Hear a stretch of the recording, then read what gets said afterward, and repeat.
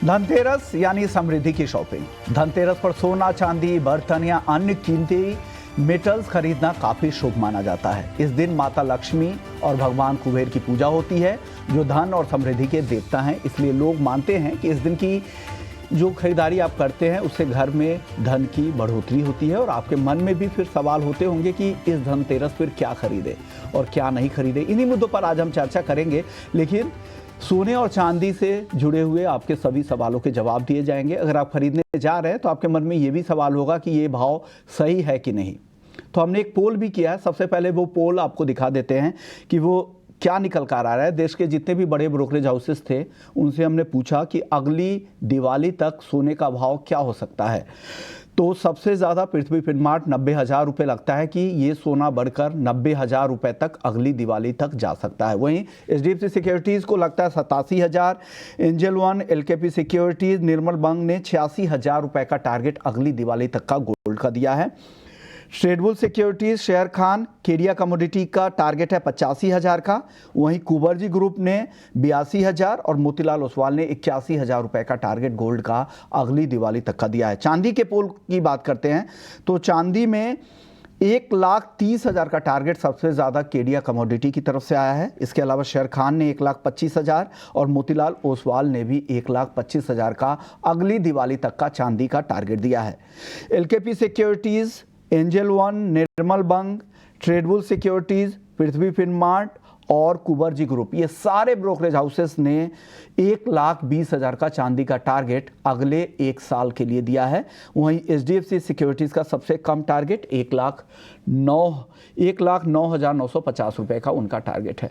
तो ये तो बात हो गई अगर आप खरीदते हैं तो भाव यहाँ से कितनी तेज़ी दिखा सकते हैं अगले एक साल में। लेकिन आपके पास खरीदारी के क्या क्या बाज़ार में गोल्ड और सिल्वर में ऑप्शंस मौजूद हैं, वो सबसे पहले हम आपको बता देते हैं। अगर आप गोल्ड खरीदने जाते हैं तो आपके पास गोल्ड की ज्वेलरी खरीद सकते हैं। आपकी ज़रूरत क्या है, आपकी यूजेस क्या है, आपका नज़रिया क्या है, इसके आधार पर आप तय कर सकते हैं कि आपको इस धनतेरस पर क्या खरीदना चाहिए।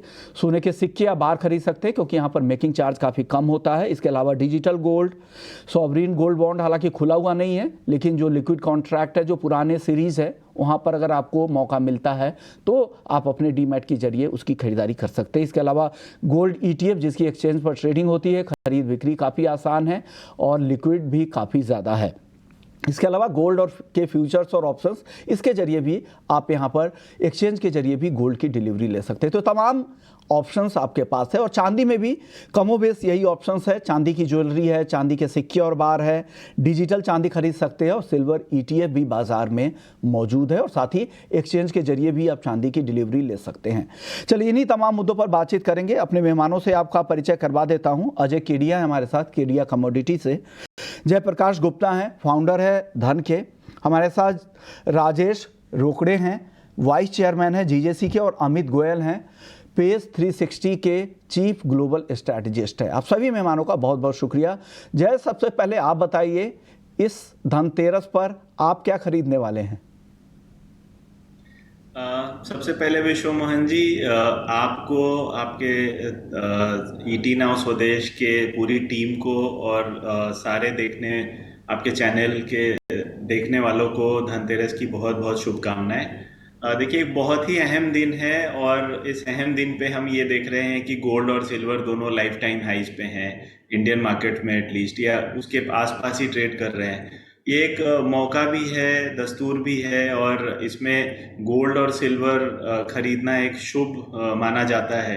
तो बहुत सारे विकल्प अवेलेबल हैं। आप जिस हिसाब से फाइनेंशियलाइजेशन ऑफ ज्वेलरी एसेट हुआ है, अब देखिए ऑप्शन जो है, अगर आप छोटे निवेशक हैं तो गोल्ड ETF एक बहुत ही बेहतरीन विकल्प है। इसमें जो गोल्ड है वो डिजिटल फॉर्म में आपके डीमैट में आ जाता है। आप शगुन के तौर पे अगर खरीदना चाहते हैं तो गोल्ड बार्स अवेलेबल हैं, गोल्ड कॉइन्स, गोल्ड गिनी अवेलेबल है। जैसा आपने कहा शो की शुरुआत में, अगर किसी को लंबे अवधि के लिए लेना है तो सोवरेन गोल्ड बॉन्ड जो ट्रेडेबल है आज के दिन, वहाँ ले सकते हैं। तो काफ़ी सारे विकल्प अवेलेबल हैं। आपका रिस्क एपेटाइट क्या है, आपका टाइम होराइजन क्या है, इसके हिसाब से आप डिसाइड कर सकते हैं कि आपको सोना लेना चाहिए, या सिल्वर लेना चाहिए? सिल्वर का प्रोस्पेक्ट बहुत ब्राइट नज़र आ रहा है। हम लोगों ने कुछ दिनों पहले ही सिल्वर को 1 लाख रुपए प्रति किलो टच होते देखा है। तो वहाँ भी आगे के प्रोस्पेक्ट्स बहुत ब्राइट हैं। तो उसे खरीदने के लिए भी विकल्प अवेलेबल हैं। सिल्वर ईटीएफ अवेलेबल है। दूसरी तरफ आप चाहे तो सिल्वर ज्वेलरी या सिल्वर के कॉइन्स ले सकते हैं। लेकिन शगुन के तौर पे मेरे ख्याल से आज ये माना जाता है कि गोल्ड और सिल्वर जो भी आपकी नीड हो उस हिसाब से ज़रूर लेना चाहिए।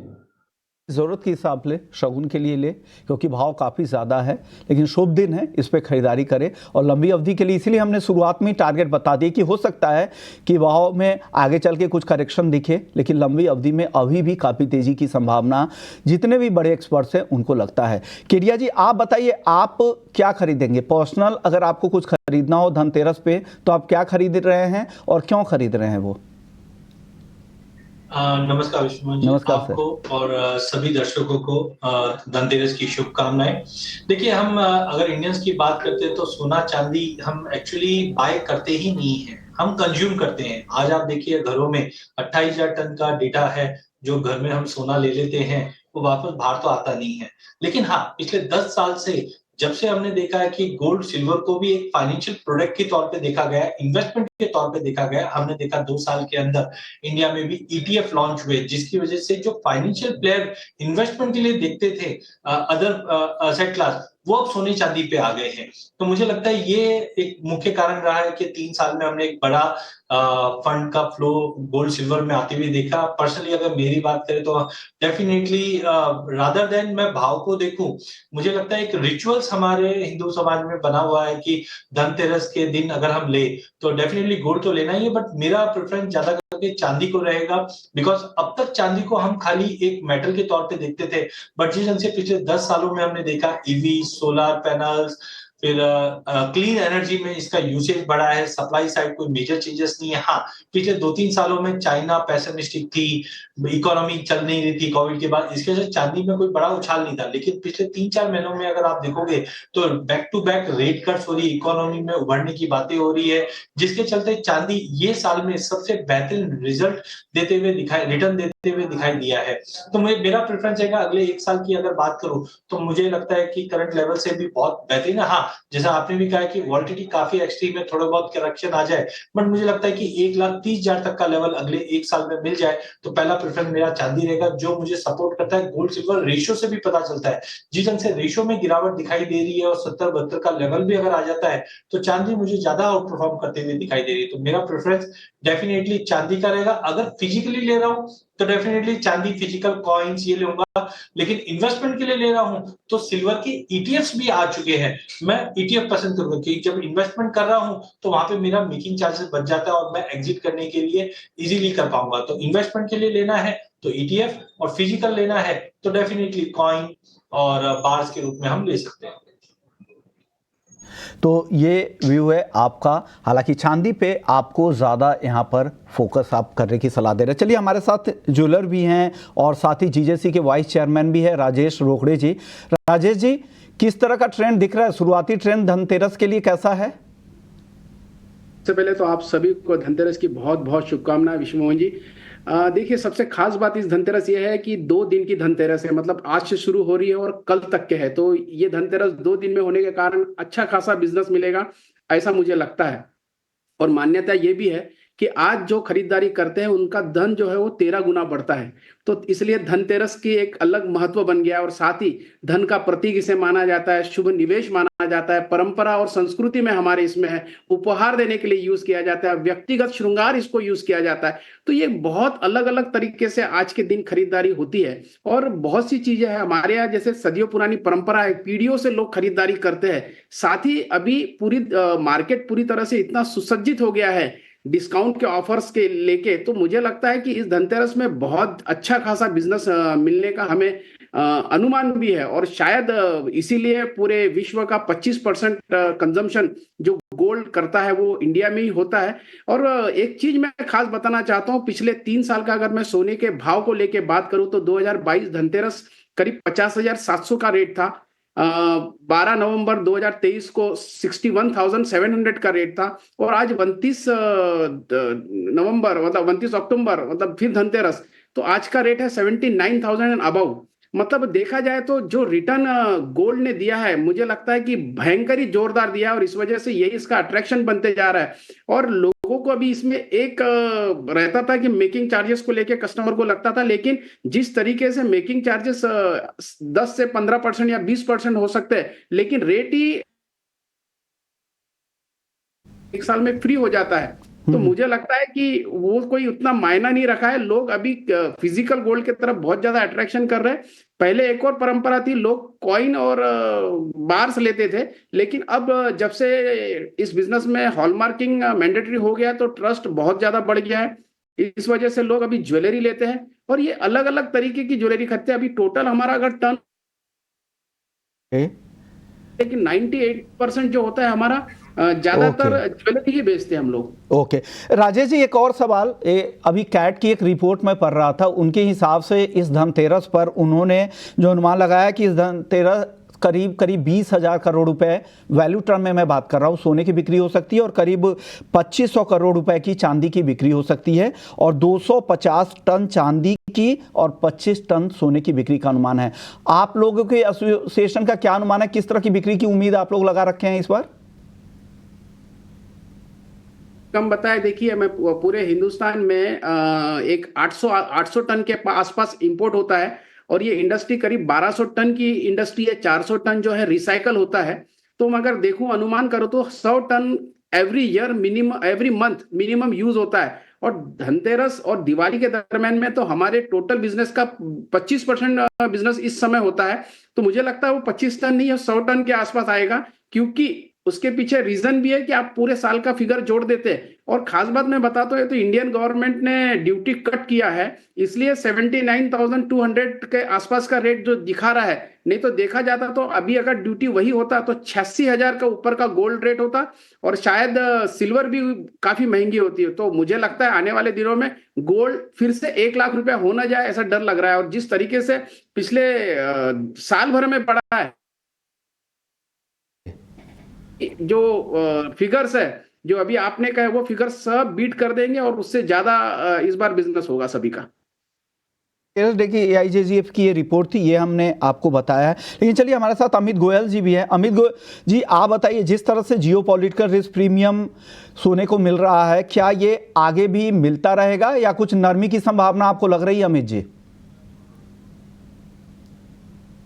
मुझे लगता है विश्व मोहन जी, मुझे लगता है कि आने वाले 4-5 महीनों में ओवरऑल गोल्ड और सिल्वर के दाम कम आने चाहिए, क्योंकि मुझे लगता है कि एक बहुत बड़ी रैली आ चुकी है पिछले 13 महीनों में, और जो उत्तेजना जो है वो मार्केट में वो कुछ ज्यादा ही तीव्र स्तर पे पहुंच चुकी थी।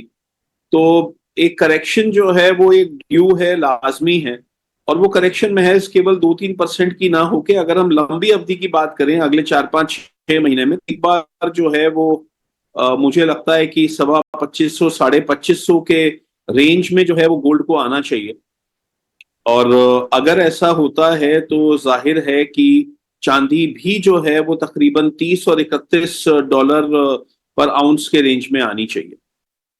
क्या जिस गिरावट की आप बातचीत कर रहे हैं, जिस करेक्शन की आप बात कर रहे हैं, क्या वो US चुनाव के बाद आ सकते हैं, या टाइम करना भी मुश्किल है कि कोई भी टाइम बताना, क्योंकि जिस तरह की अनसर्टेनिटी है? क्या कहेंगे आप?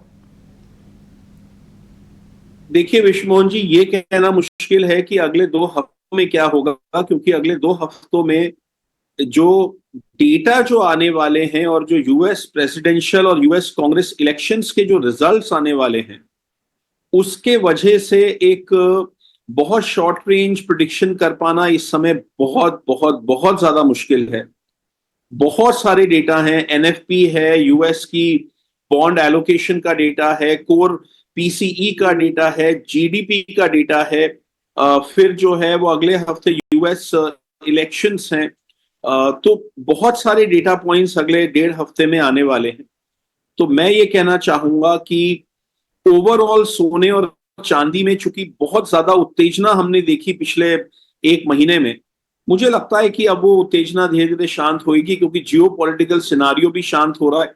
और दिवाली और धनतेरस भी बिल्कुल जो है, दिवाली और धनतेरस के बाद भी जो है एक लोग उतने ज्यादा जो है वो उत्तेजना में नहीं रहेंगे इन दो एसेट क्लासेस को लेके जितने वो दिवाली से और धनतेरस से पहले होते हैं।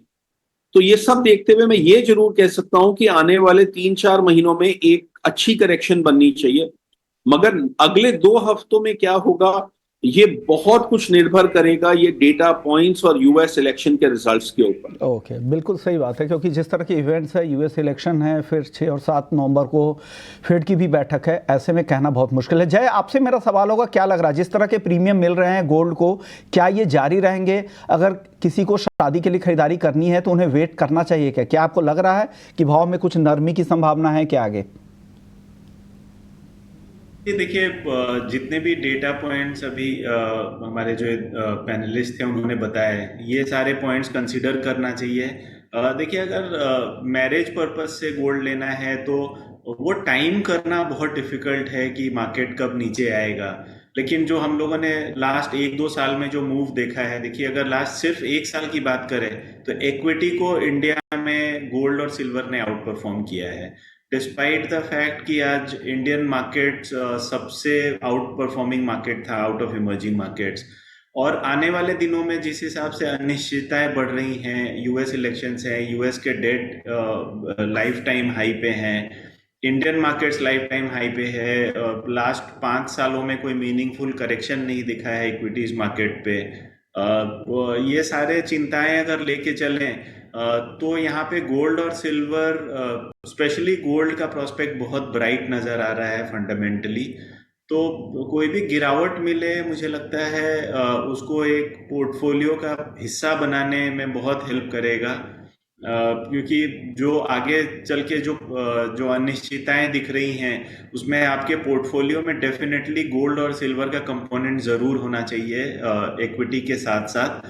अब कितना परसेंटेज आप गोल्ड की तरफ रुझान बढ़ाएंगे ये डिपेंड करता है कि आप किस एज ग्रुप के हैं और आप कितना रिस्क एवर्स रहना चाहते हैं। लेकिन जो माहौल जिस हिसाब से है, यहाँ पे गोल्ड और सिल्वर को अनदेखा नहीं किया जा सकता है।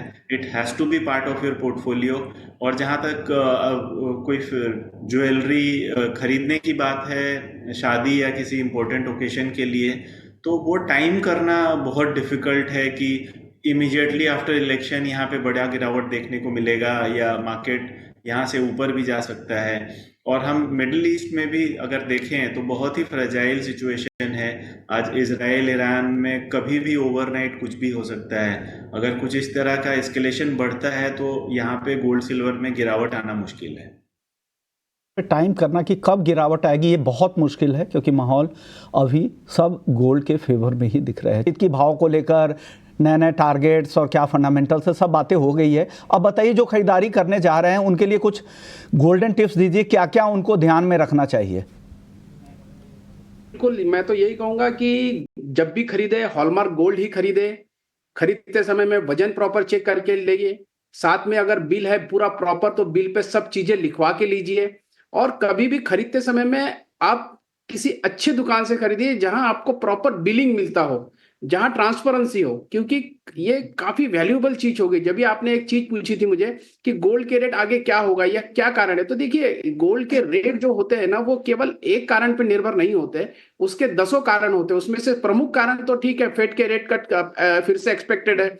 यूएस में जिस तरीके से अभी नवंबर में इलेक्शन है, तो अगर ट्रंप आते हैं तो फिर से गोल्ड में कहीं ना कहीं लगता है कि फिर से तेजी आने की चांस होगी, क्योंकि ट्रंप जो है थोड़े एग्रेसिव नेता है। और अगर कमला हैरिस आती है, और ये भी मैं कहूंगा कि इसके पहले जितने भी यूएस में प्रेसिडेंट बने सभी एग्रेसिव है और सभी उन्होंने ऑलवेज पूरे वर्ल्ड पे राज करने को देखा है। इसके साथ ही डीडॉलराइजेशन का प्रॉब्लम हो रहा है, क्योंकि वर्ल्ड वैसी 2 पार्ट में बढ़ चुका है। ये एक रेट बढ़ाता है, डिमांड ऑलरेडी इसकी है, सेंट्रल बैंक्स इसकी खरीदारी कर रही है, जितना माइनिंग हो रहा है उससे ज्यादा इसकी डिमांड है। और इंडिया में तो वेडिंग सीजन इसके जस्ट बाद स्टार्ट हो जाता है। तो कहीं ना कहीं कई चीजें हैं जो गोल्ड को प्रीमियम की तरफ लेके जाता है, बुलिश की तरफ लेके जाता है। और खरीदारी के लिए तो मुझे लगता है हमारे पूर्वजों ने जो एक परिपाटी बनाई है कि ये एक सिस्टमेटिक इन्वेस्टमेंट प्लान है कि जब कभी भी ऐसा कोई मुहूर्त आता है, 3.5 मुहूर्त में से ये एक बड़ा मुहूर्त माना जाता है, और इस मुहूर्त के दिन खरीदारी करते हैं तो वो बोलते हैं कि 13 गुना तो बढ़ता ही बढ़ता है, लेकिन साथ ही सुख समृद्धि दोनों घर पे आती है। तो मुझे लगता है कि बहुत सारी चीजें हमारे संस्कृति में, और इसका धार्मिक महत्व भी है आज के दिन खरीदारी करना। तो ये अलग अलग तरीके की मान्यता है, और इसी वजह से मुझे लगता है कि इस बार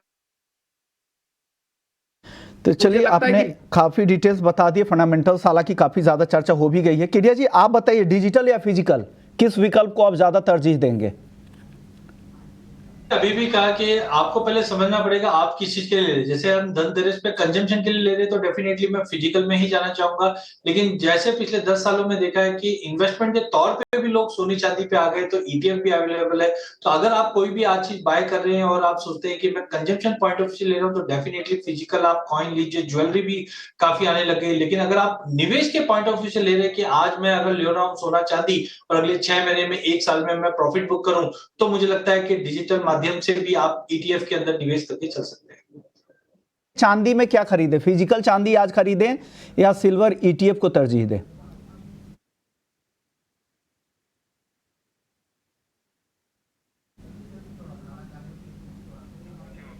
जय, मैं आपसे ये पूछ रहा हूं कि फिजिकल चांदी या सिल्वर ईटीएफ क्या खरीदें आज?